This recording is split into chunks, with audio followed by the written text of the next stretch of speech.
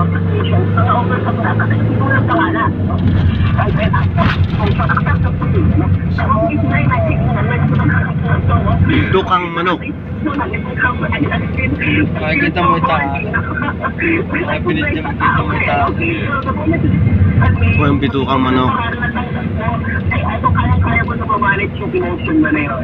Maliit ka pa dahil dito eh. Yung mga problema ng mga adults, yung iba Hanggang maliit pa rin. hindi nila na ilalabas, pero kapag pinainom mo sila ng alak, minsan nalalabas sila. Meron pang chemical yung alak para makapaglabas ng mga hinaing. Meron bang nagsasabi sa utak na yan, ilabas mo na kasi nakainom ka na ng marami. Meron bang ganon? Oo. Merong substance talaga. Yung alcohol? Abuse yan, no? Chemically abuse. At saka yung epekto ng alak. May certain part ng brain na nakakontrol yung chemicals na yan, no? So kaya ang nakikita ko hindi na kumagaling picture Wala nga tayong pera. Ay, ang ganda ng Para na lang. Oh, tricycle oh. Ang dami ko sakay. Nalusok. Nakalusok ano? Galing. Di ba maganda na yan, tibay na. Hagdan na.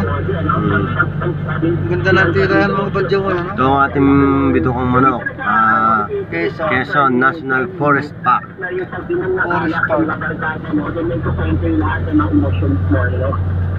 Yan, oh. Ito ang mga nanghihingi. Yan. Badyaw. Yan. 1969.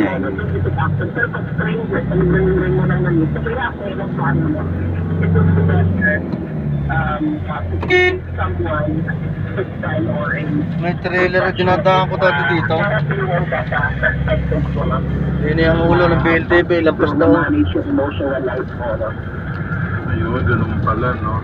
Sa ano naman po, Hindi yan kasalubong. Pag tatanim naman, Hindi ka bababa. magandang epekto naman po Saan? yung pagtatanim ng mga halaman Mura ka dyan, lalo importante. sa panahon ng pandemya, Professor. Balik tara. Hindi kasing halaman, Sige. dahil sa pag-aaral, there's something in the soil. Meron doon something na chemical sa brain, sa soil, na yung yung happiness mo, no? And, it stimulates a certain part of the brain that is responsible for Pinalpasan si Meg din. So, ang makikita mo, May trabaho na dito. Alpasan na natin yan. May trabaho na dito. Bibigyan mo na ng berdeng kayo, no? Oo, oo. Katrupa na yan.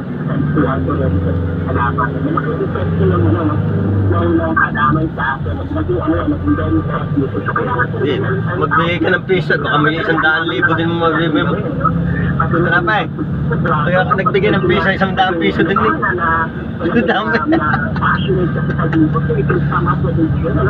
Ay product na talagang maputuan ng mga kapit-bahay mo, kaibigan mo,